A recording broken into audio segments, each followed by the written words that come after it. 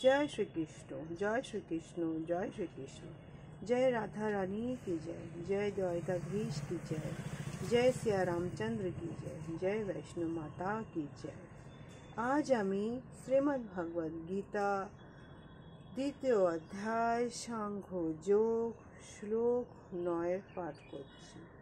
संजय उवाचः एवं उक्तः ऋषिकेशं गुडाकेशः परन्तपः न यत्सः इति गोविन्दम् उक्तः তৃষ্ণম বভুয়াহ।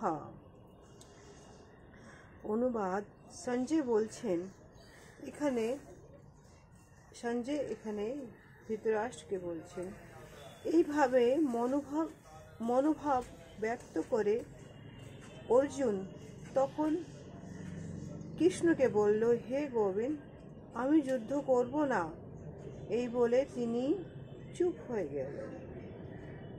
তাৎপর্য, সেই কুরুক্ষেত্রের সেই মাটির থেকে বহু দূর সেই রাজমহলে সঞ্জয় সে রাজা ধৃতরাষ্ট্রকে বলছেন।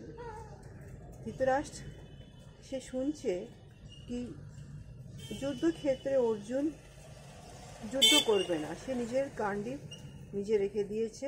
বলছে আমি ভিক্ষাবৃত্তি করে নিজের জীবন ধারণ করব, কিন্তু আমি যুদ্ধ করব না। কেননা নিজেদেরকে মেরে, নিজের গুরু, নিজের শিক্ষক, নিজের ভাই, নিজের ভ্রাতাদেরকে মেরে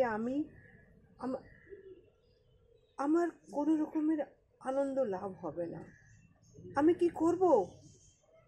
এই রাজ্যকে পেয়ে আমি কি করব? আমার দরকার নেই, হে কৃষ্ণ। কিন্তু এরপরে সঞ্জয়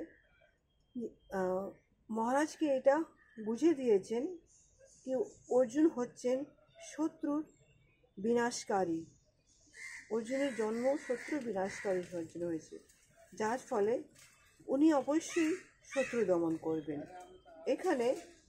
আর তারপরে উনি এটাও বুঝিয়ে দিয়েছেন কি উনি ভগবান শ্রীকৃষ্ণের চরণের নিজের আত্মনিবেদন করেছেন, তার শিষ্যতা গ্রহণ করেছেন উনি, যার ফলে ভগবান সেটা বুঝিয়েছে কি তুমি ক্ষত্র, তোমার যুদ্ধ করাটাই তোমার ধর্ম, এটা তুমি যুদ্ধ করো।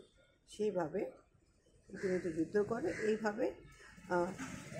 এইভাবে ধৃতরাষ্ট্র যে তার যে মনে যে আশার আনন্দ উঠছিল সেটা একেবারে বুঝে গেল। জয় শ্রীকৃষ্ণ, জয় শ্রীকৃষ্ণ, জয় শ্রীকৃষ্ণ। আগামী ব্লগে আরেকটি শ্লোক নিয়ে আসবো। জয় শ্রীকৃষ্ণ।